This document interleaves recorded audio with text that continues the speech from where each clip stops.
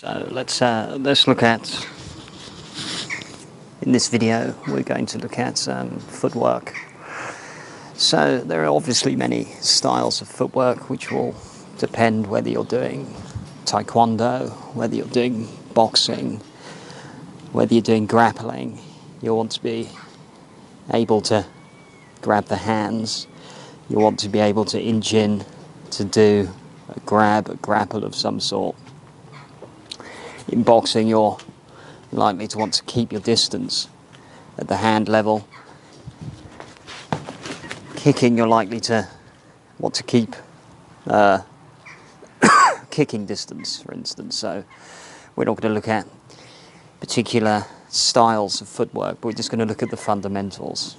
So for example, with the toes push off. So let's say we're sprinting forwards. This back leg will push off. If that back leg is pointing backwards, then it's difficult to push off in the forward direction, but I might be able to push off in the backwards direction. So for example, say I want to do a back kick, I would turn the toes backwards to push off and land the back kick. There are many aspects to this which we won't look at in huge depth because we could be here all day. But essentially, the toes push you in the opposite direction to which you're facing. So if my toes are facing forwards like so, I can walk backwards. If they're facing forwards, I can walk forwards, I can walk backwards. If I turn this one out, it turns me in the direction that I wish to face. Let's look at how this affects the stance. So if my front foot, like so, is open, this opens out the stance and it opens out the hips and allows an opening in general. So if I'm open like this, yes, I can reach in, but then I can't push back. However, if my stance is slightly closed, I can reach in and then I'm able to push back. So this adds a defensive element, so it's a good balance between the two. If I'm open like this, yes, I can get swinging momentum and power, but I leave myself unable to quickly lean back, quickly turn to the side, quickly change direction. So it's not really a question of right or wrong. It's a question of what you want to do. So for example, if in the stance I want to move backwards, I need to push off the front toe, like so. If I want to drive forward, this needs to pivot so that I can drive forwards, whether that's a sprint start, a change of feet. It's very difficult to do if your feet are facing out, like a duck walk. So this is why in most stances you keep them closed so you can quickly adapt. If my toes are facing in, this draws, activates the hips, and this gives me a strong grounded sense and an ability to change what I'm doing without having to first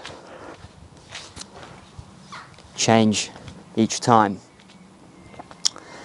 So the closer the toes are together, the easier it is to make small adjustments, even if you slip. To make changes in posture or stance. However, if you're more open, this allows you to do other possibilities. So this is how it affects the stance. If I want to kick, I drive off with the toes forwards. As soon as I open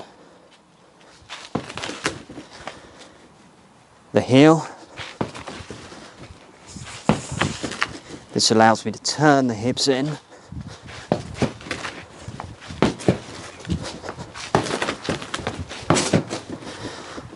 So I drive up, turn the heel, out, bringing the hips opening out across, and then to draw back, push through the toe of the standing foot. This allows me to simply draw back easily. So this is a way of being able to kick very easily. If I wanted to spin round, I would do so on a fine point, the toes, and then open out. So I want to spin across a fine point, pivoting with the toe, and then open out, and then back to closed. So we go from closed to open, open to closed, simply by adjusting where the toes are and where the heels are. Let's look at how this works in other contexts. If I want to evade a left hook to the side, I can drive off the toe and move that way. Or I can open out the heel and move out. So by opening the heel, I can move out. By driving off, I can move in another direction. So simply put, the toe will drive you to allow pivot. It will also allow you to roll out. Let's see the difference. If I push off from the toe, I make a fine adjustment across. If I roll out on the heel, I can really open myself out if needed. So let's see the difference. One is that toe push. You're not evading totally, so you can make small adjustments to evade and counterattack. If I roll on the heel, that really allows me to open out. So just by moving the heel or the toe, I can do drastically different actions which appear to be the same. So if I want to kick out, want to drive the kick forwards, drive from the toe, as soon as I open out that heel, the kick comes. Drive forwards, open out the heel, and it's the same in recovery.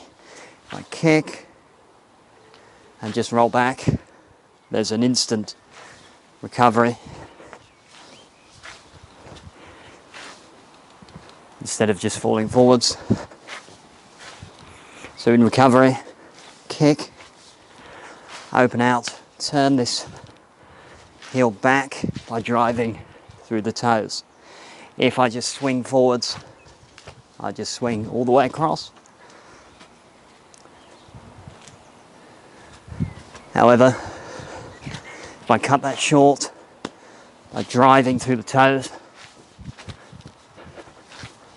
I can recover fairly swiftly, whilst also getting enough turning power. So that might mean I kick twice, might mean that I evade, might mean that I step to the side. There are a number of different options. So essentially, if you open out, you can roll on the heel more. You can evade better from this stance, like so, heels out, keeping it tight. You can make finer adjustments.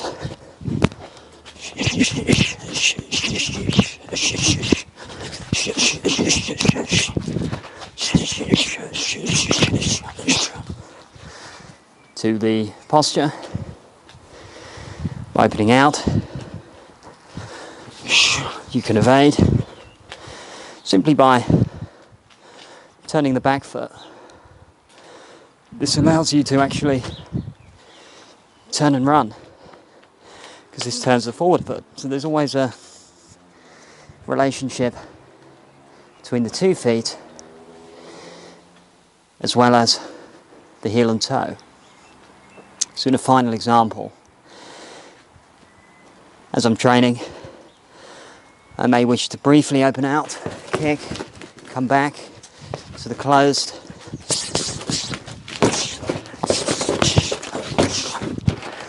position in order to do some combinations. So it's much easier to do combinations from this closed position because I'm not over swinging. It's easier to swing when the hips are slightly more open.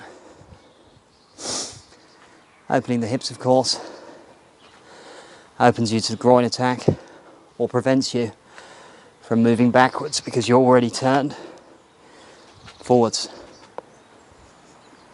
So the take-home message is, if you want to open out, moving backwards from the stance, just open from the heel, push from the heel into an open position. If you want to move forwards, drive forwards from the toe. Play around with this because there's no hard and fast rule. You can roll on the heel for a certain effect. You can push off the toe for another effect. I like to use the example of kicking because I'm driving through the toe, opening on the heel, and then driving back after the kick to the recovery position. So you go from open to closed. There's a heel-toe relationship in all these movements, whether it's the punch, driving through the hip, through the toe, and punching, to then recovering by opening